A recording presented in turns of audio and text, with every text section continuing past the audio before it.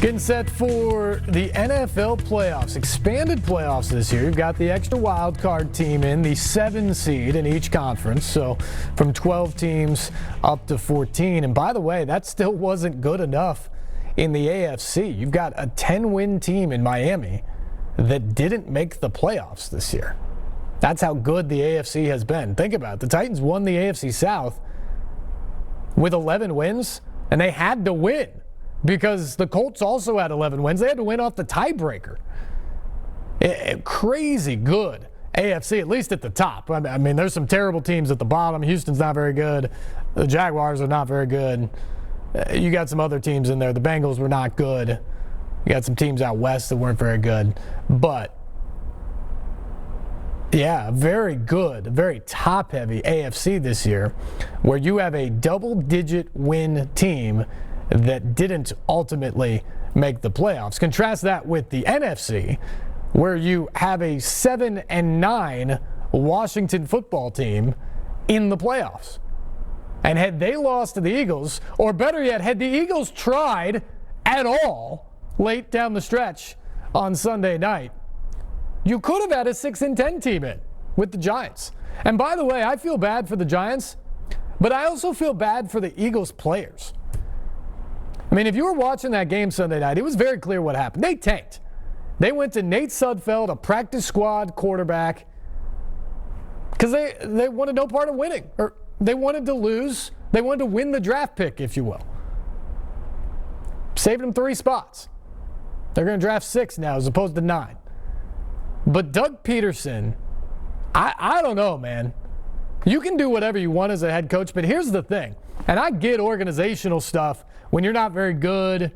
You know, maybe you shut guys down early, you protect them from injury, you do various things, and you think a little bit about the future. But when you actually step on the field, when you step between those lines, you only get 16 chances. You only play 16 games. And of the guys who are on the team, who are active and up and playing for you, how many years do they get those 16 chances? For most of them, it's not very many. And so the idea that you would essentially throw in the towel in the second half and send that message to your team that it doesn't matter, it just doesn't feel good. And somebody said this to me earlier, that they don't feel bad for the Giants because they only won 6 games. That's totally fine. You know, the Giants do not have a huge area to gripe here, because if you really want to make the playoffs, have a winning record. That was not a hard division to win. Go win it. So that's fine. But the idea of the integrity of the game and it being important has to mean something. And Doug Peterson and the Eagles trounced all over that on Sunday night, and they handed a playoff berth to Washington in the process. And kudos to Joe Judge. He called him out for it. The Giants coach called him out for it yesterday, and I thought his line of reasoning was really, really good.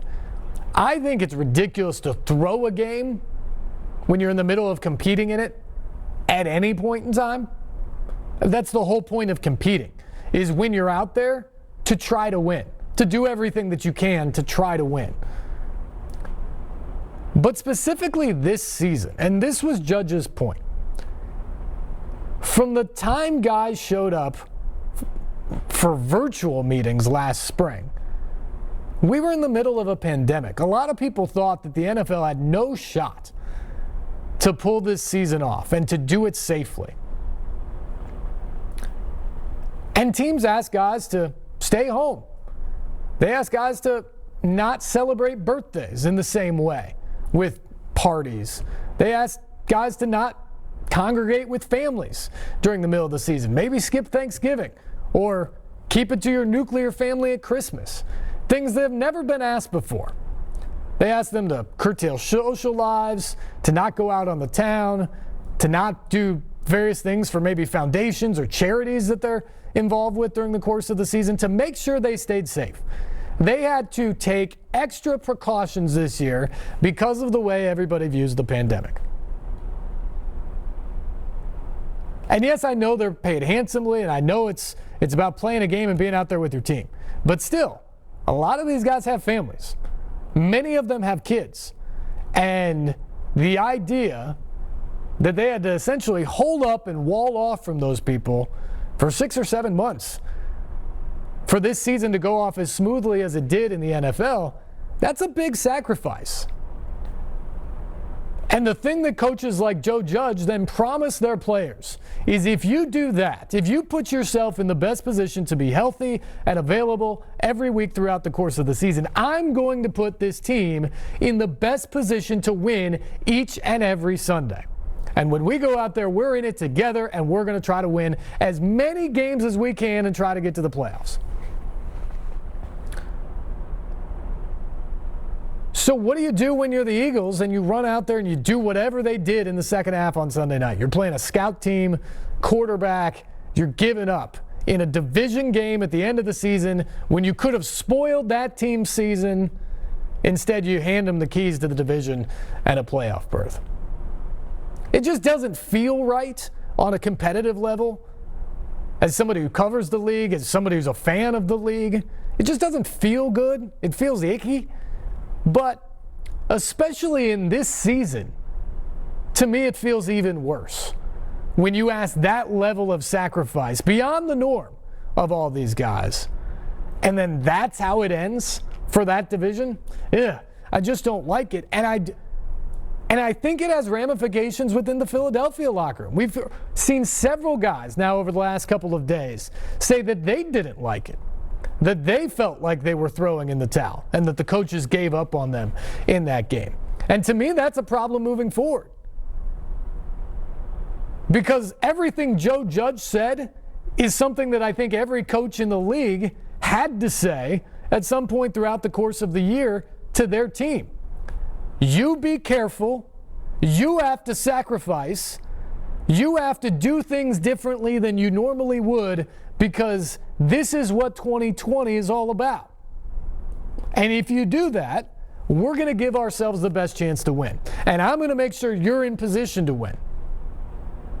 Every coach in the league had a conversation or a lecture kind of like that, or exactly like that, probably last spring, probably again in the summer, probably at the start of training camp, probably at the beginning of the regular season, probably sometime during the regular season.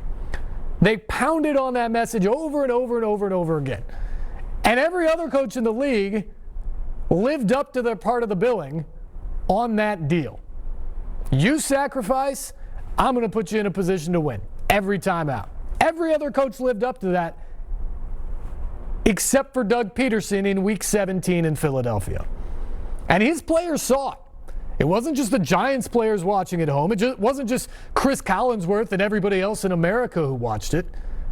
The Eagles players felt it on the sideline as well and in their locker room. And I want to know how Doug Peterson comes back from that. Because when they have to arrive in April, whether that's virtually or in person, hopefully we're much farther along in the battle against the coronavirus by then, but there's no guarantee. You may have to ask for that type of commitment again. At the very least, you're asking for the all-in, buy-in commitment to your plan for the next season, even if the coronavirus is no longer a factor. Doug Peterson's going to have to give that speech.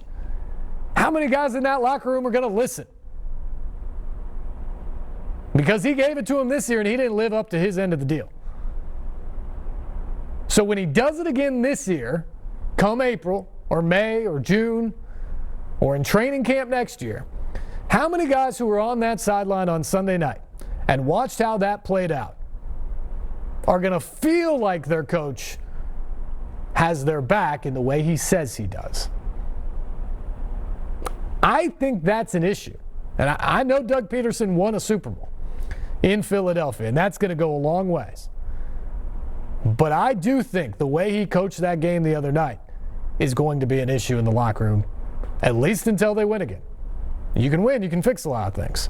But at the moment, they're not winning. And how you get that message across to start next season, that it's going to be different and that it's going to be better, I think got a whole lot harder because of the way they finished this season under his management on Sunday night. All right, got to take a break. When we come back, we will get into the playoff picture as promised. Get Jonathan Hutton's thoughts on the NFC picture as well. That's when we come back. This is Sportsline on News Channel 5 Plus.